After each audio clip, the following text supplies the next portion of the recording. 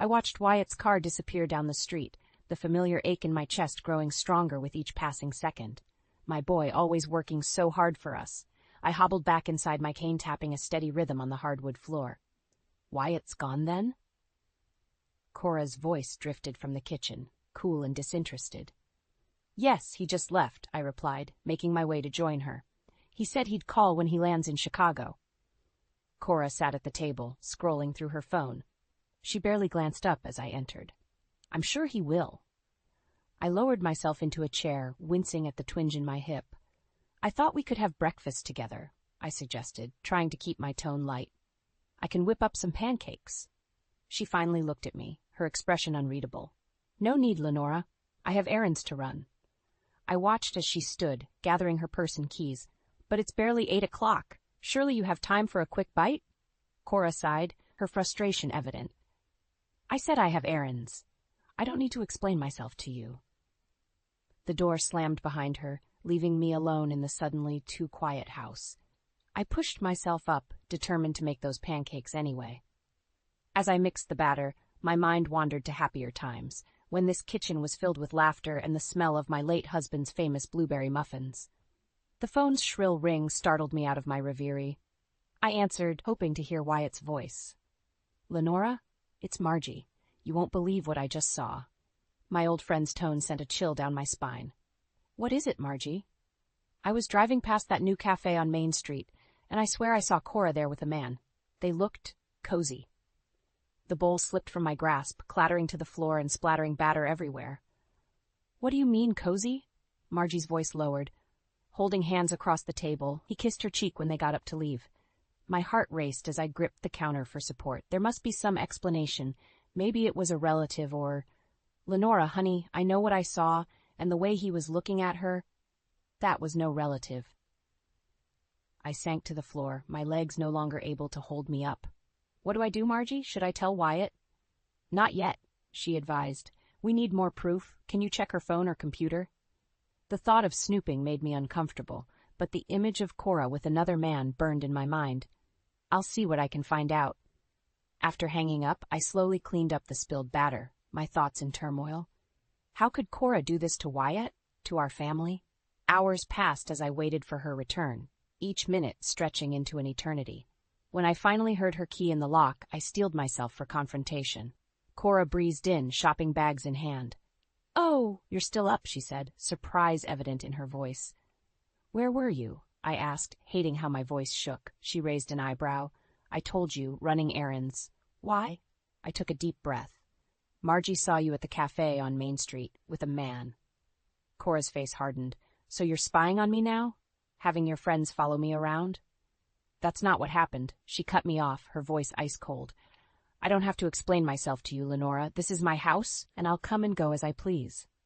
This is Wyatt's house, I countered, finding my strength. And mine. You're here because we welcomed you into our family. Cora laughed, a harsh, bitter sound. Family? Is that what you call this prison? Living under your constant scrutiny, never good enough for your precious son?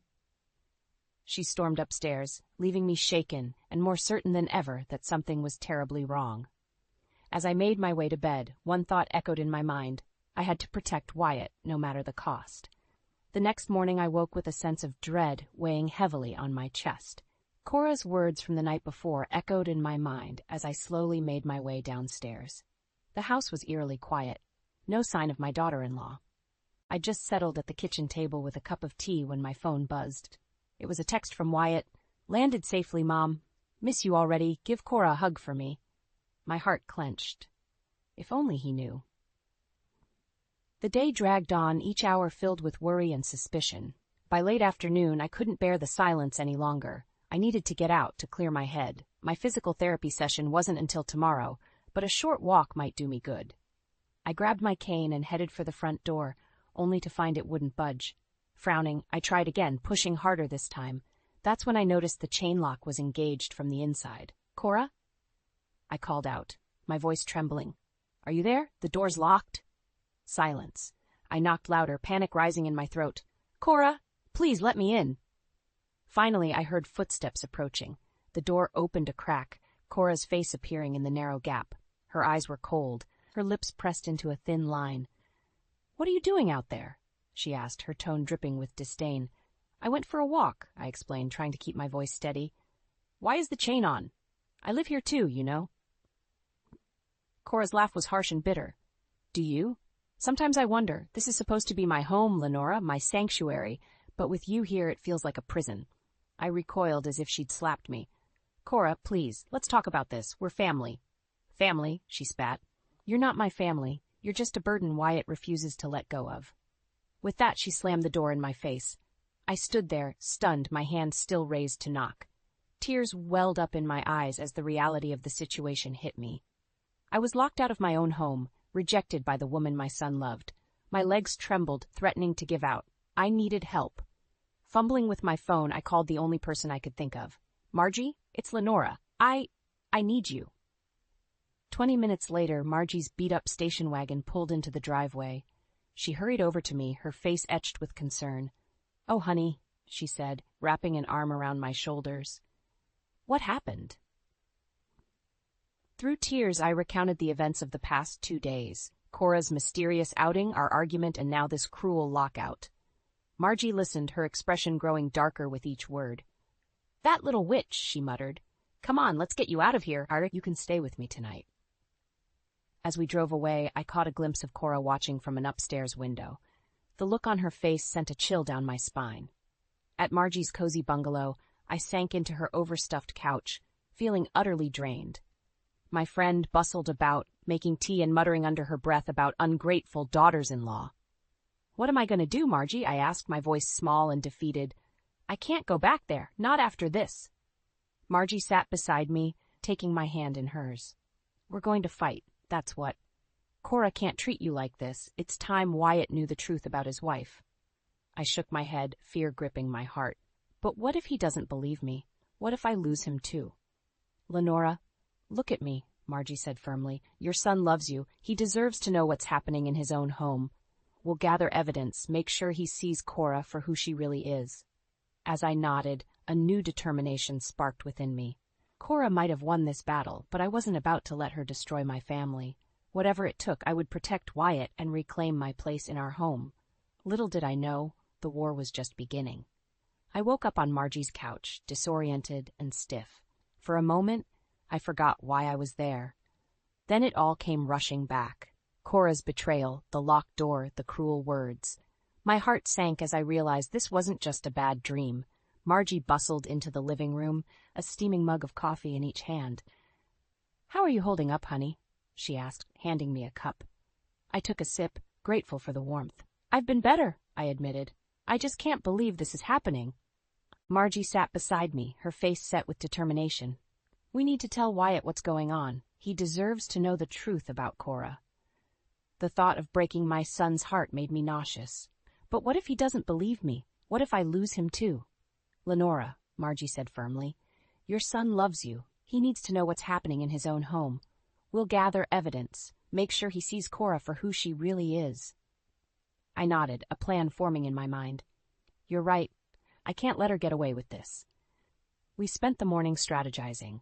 Margie suggested we drive by the house to see if Cora was up to anything suspicious. As we pulled onto my street, my heart raced. There, in the driveway, was a sleek sports car I didn't recognize. "That's him," I whispered, my hands shaking.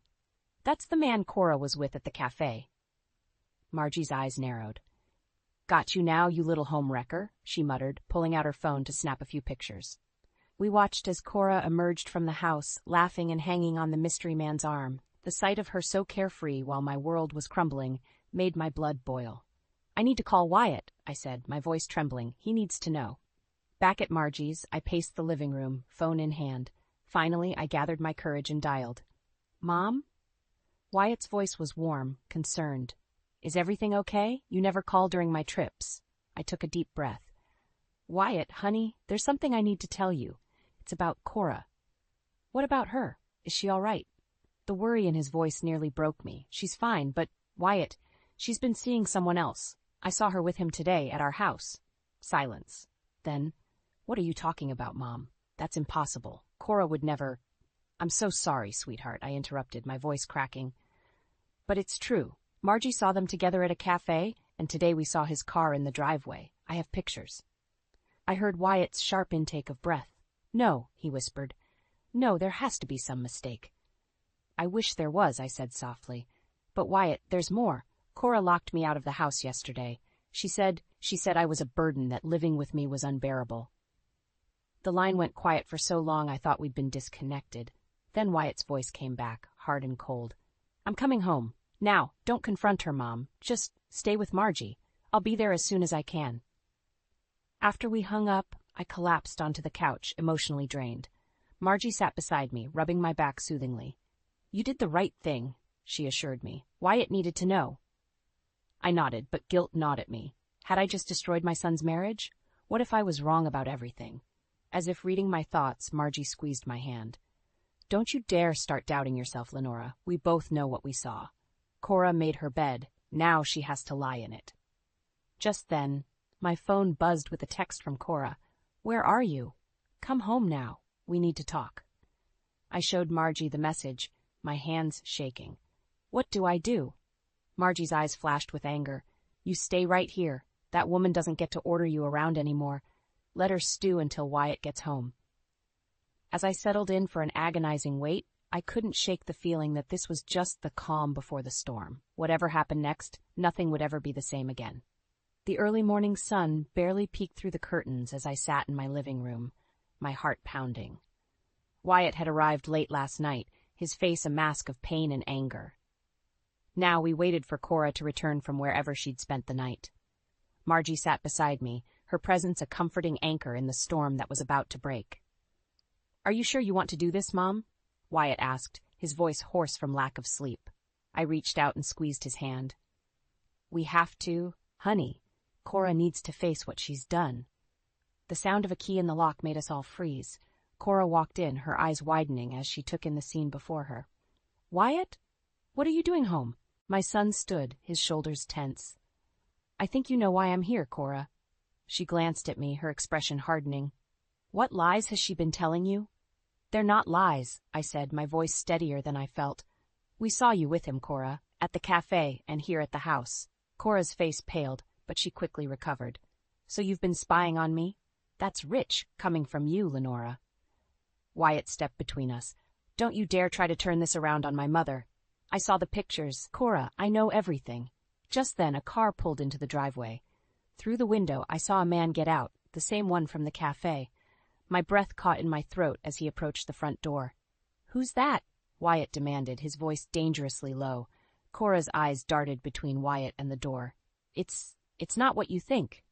The doorbell rang, shattering the tense silence. Wyatt strode to the door and yanked it open. Who the hell are you? The man looked startled. I'm here to see Cora. Is she home? Oh, she's home all right, Wyatt growled, grabbing the man's collar and dragging him inside. Now, both of you are going to explain what's going on. Cora's face crumpled. Wyatt, please, I can explain. Then start talking, he snapped. What followed was a painful confession. Cora admitted to the affair, tears streaming down her face as she detailed her unhappiness in the marriage.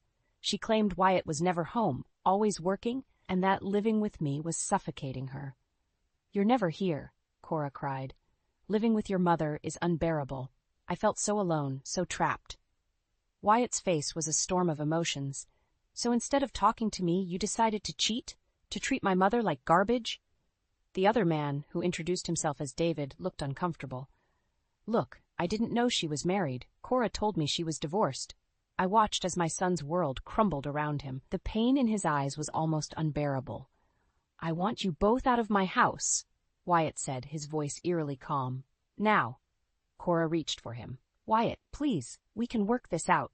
He jerked away from her touch. There's nothing to work out. We're done, Cora. I want a separation. As Cora and David left, the house fell into a heavy silence. Wyatt collapsed onto the couch, his head in his hands. I moved to comfort him, but he stood abruptly. I need some air, he muttered, heading for the door. Wyatt, wait, I called, but he was already gone. Margie put her arm around me. Give him time, Lenora. He's been through a lot. I nodded, fighting back tears. We'd won in a way. The truth was out, Cora's betrayal exposed, but looking at the wreckage of my son's marriage, I couldn't help but wonder, at what cost? As I sat there, surrounded by the remnants of our shattered family, I knew one thing for certain: the real battle was just beginning. Somehow, I had to find a way to help Wyatt heal, to rebuild our lives from the ashes of Cora's betrayal. And deep down, a part of me whispered that this wasn't over. Cora wouldn't go down without a fight, and I had to be ready for whatever came next. The days following Cora's departure were a blur of pain and confusion. Wyatt moved through the house like a ghost, barely speaking, his eyes hollow. I ached to comfort him, but every attempt seemed to push him further away. One morning, I found him sitting at the kitchen table, staring at a stack of papers. "Wyatt?" I asked gently. "What are those?" He looked up, his face a mask of anguish. "Divorce papers. Cora's lawyer sent them over." My heart sank. Despite everything, a small part of me had hoped they might reconcile. "Oh, honey, I'm so sorry." Wyatt's laugh was bitter. "Don't be. You were right about her all along." I reached out to touch his hand, but he pulled away. "I need some air," he muttered, heading for the door. As it slammed behind him, I felt a surge of determination. I couldn't let Cora destroy my son like this. I needed proof, irrefutable evidence of her betrayal. I called Margie, and together we hatched a plan. We'd go to the cafe where Cora and David often met, hoping to catch them in the act. The next afternoon found us huddled in a corner booth, nervously sipping coffee. "Are you sure about this, Lenora?" Margie whispered. Before I could answer, the bell above the door chimed. My breath caught as Cora walked in, followed closely by David. They settled at a table across the room, oblivious to our presence. Margie squeezed my hand. "Now's our chance," she said, pulling out her phone. We watched in stunned silence as Cora leaned in, kissing David passionately. Margie's camera clicked furiously, capturing every damning moment. Suddenly, Cora's eyes met mine, her face contorted with rage as she stormed over to our table. "You miserable old hag," she hissed. "Can't you just leave me alone?" I stood, my legs shaking, but my voice steady. "You're the one who needs to leave us alone, Cora. You've hurt Wyatt enough." She laughed, a cruel, mocking sound. "Hurt him? Please. I set him free. He was suffocating, tied to you in that house. You can't prove anything, Lenora. This is all your fault." Something in me snapped. Years of pent-up frustration and anger came pouring out. "My fault? You're the one who cheated, who lied, who treated my son like garbage, and now we have proof." I gestured to Margie's phone, and Cora's face paled. She lunged for it, but Margie was quicker, snatching it away. "It's over, Cora," I said firmly. "Go live your life, but leave my family alone." As Cora stormed out, David trailing behind her, I collapsed back into the booth, exhausted but triumphant. Back at home, I showed Wyatt the pictures. His face crumpled as he scrolled through them, each image a fresh wound. "I can't believe she'd do this," he whispered. I wrapped my arms around him, and this time he didn't pull away. "I'm so sorry, sweetheart, but now you know the truth." Wyatt nodded, wiping his eyes. "You're right. I need to end this for good." Together we packed up the last of Cora's belongings. As Wyatt carried the boxes to the porch, I felt a weight lift from my shoulders. We were finally free of her toxicity. That night, as I lay in bed, my phone buzzed with a text from an unknown number. My blood ran cold as I read Cora's words. "This isn't over, Lenora. You'll regret crossing me." I stared at the screen, my mind racing.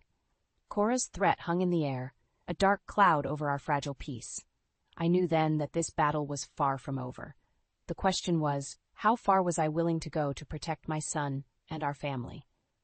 As I drifted off to sleep, one thought crystallized in my mind. Whatever Cora had planned, I would be ready. This time I wouldn't let her catch us off guard. The war might not be over, but I was determined to win. Weeks passed, and slowly, life began to settle into a new rhythm. Wyatt threw himself into work, often coming home late, his eyes shadowed with exhaustion. I tried to give him space, but my heart ached to see him so broken.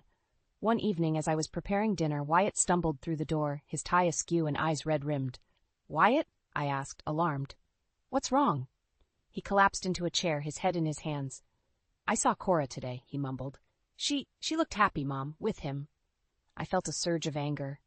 How dare she flaunt her new relationship when my son was still in pieces? But I pushed it down, focusing on Wyatt. "Oh, sweetheart," I said, wrapping my arms around him. "I'm so sorry." He leaned into me, his shoulders shaking with silent sobs. In that moment, I made a decision. We couldn't keep living like this, trapped in the shadow of Cora's betrayal. The next morning I called Margie. "We need to do something," I told her. "Wyatt's falling apart, and I can't just stand by and watch." Margie agreed to come over, and soon we were brainstorming ways to help Wyatt move on. As we talked, I felt a renewed sense of purpose. I might not be able to mend my son's broken heart, but I could damn well try to make his life easier. We decided to start small. Margie and I began inviting Wyatt to join us for dinners, game nights, anything to get him out of the house and his own head. At first, he resisted, but slowly I saw glimpses of my old Wyatt returning. One Saturday, as we worked together in the garden, something we hadn't done since before his marriage, Wyatt turned to me with a small smile. "Thanks, Mom," he said softly, "for everything." I felt my heart swell with love and pride. We were going to be okay. But just as things were looking up, disaster struck. I was in the kitchen when I heard a crash from the living room.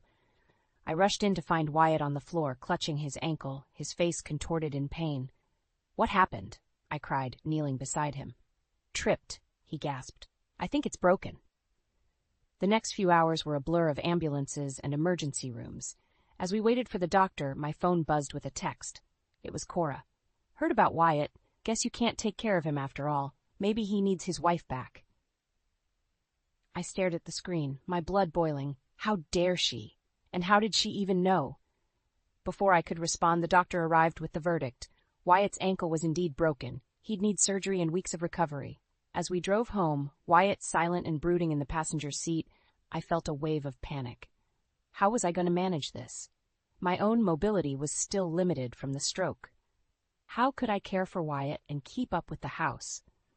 That night, as Wyatt slept fitfully upstairs, I sat at the kitchen table, feeling more overwhelmed than I had in years. Cora's text haunted me. Was she right? Was I not enough for Wyatt? Just then, my phone lit up with another message. It was Margie. "Heard about Wyatt. I'm coming over first thing tomorrow. We'll figure this out together."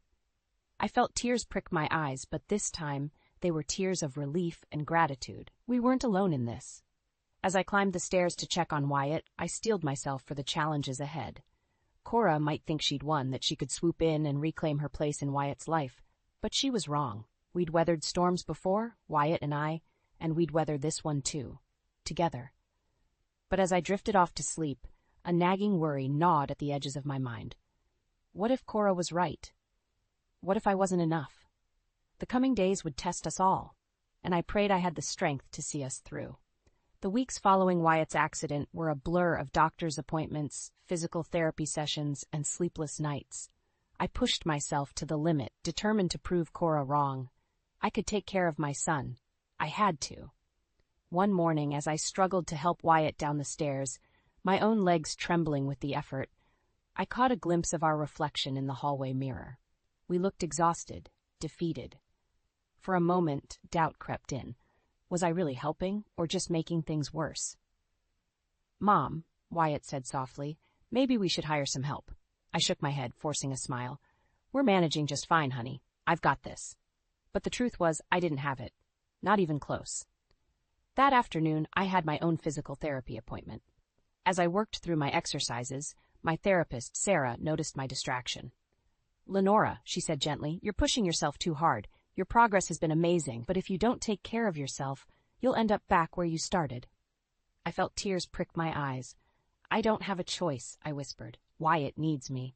Sarah squeezed my hand. "You can't pour from an empty cup, Lenora. It's okay to ask for help." As I left the clinic, my phone buzzed. It was a text from an unknown number. "Heard Wyatt's not doing so well. Maybe he needs his wife back. I can take better care of him than you ever could." My blood ran cold. Cora? I was so distracted by the message that I didn't notice the car speeding through the parking lot. I froze, my cane slipping on the wet pavement. Suddenly, a hand grabbed my arm, yanking me back just as the car whizzed by. "Mrs. Henderson, are you all right?" I looked up to see David, Cora's former lover, of all people. He steadied me, concern etched on his face. "I'm fine," I stammered, pulling away. "What are you doing here?" He looked sheepish. I've been meaning to talk to you about Cora." My heart raced. "What about her?" "She's been acting strange lately, talking about getting Wyatt back, no matter what it takes. I think she might do something drastic." Before I could respond, my phone rang. It was Margie, her voice frantic. Lenora, you need to get home now. Cora's here and she's demanding to see Wyatt. Panic surged through me. Don't let her in. I'm on my way. I turned to David. I need a ride. Now. The drive home was agonizing. Every red light felt like an eternity.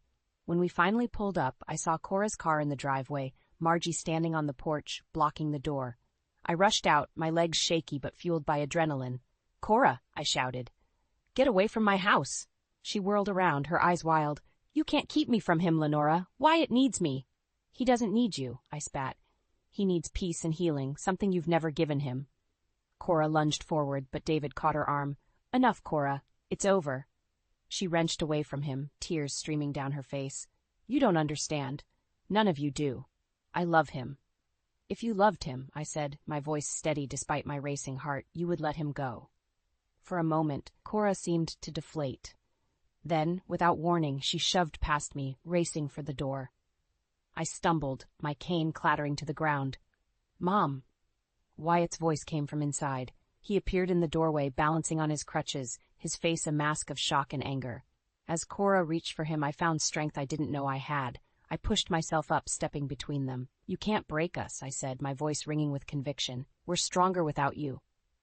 Wyatt's hand found mine, squeezing tight. We stood united, facing Cora together. In that moment, I knew we'd reached a turning point. Whatever happened next would define our future. And I was ready to fight for it with everything I had. 6 months had passed since that fateful confrontation with Cora. The leaves were turning golden, a crisp autumn breeze rustling through the trees as Margie and I strolled through the park.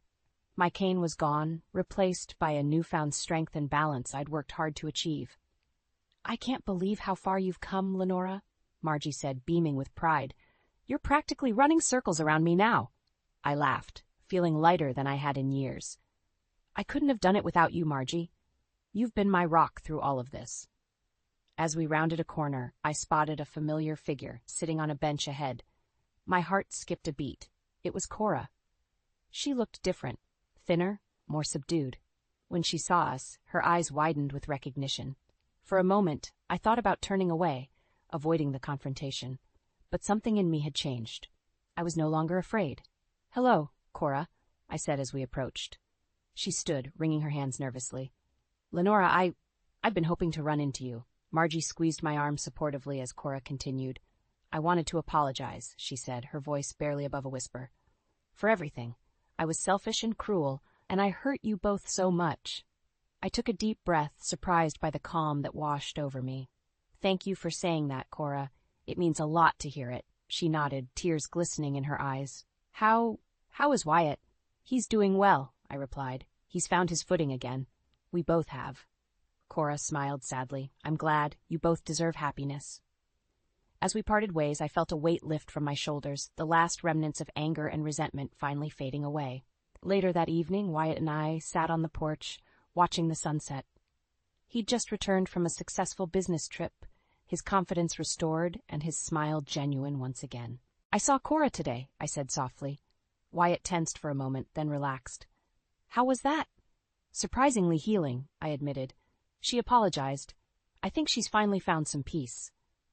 Wyatt nodded, a thoughtful expression on his face. You know, Mom, I've been thinking a lot about what happened, about how you stood by me through everything. I reached out, squeezing his hand.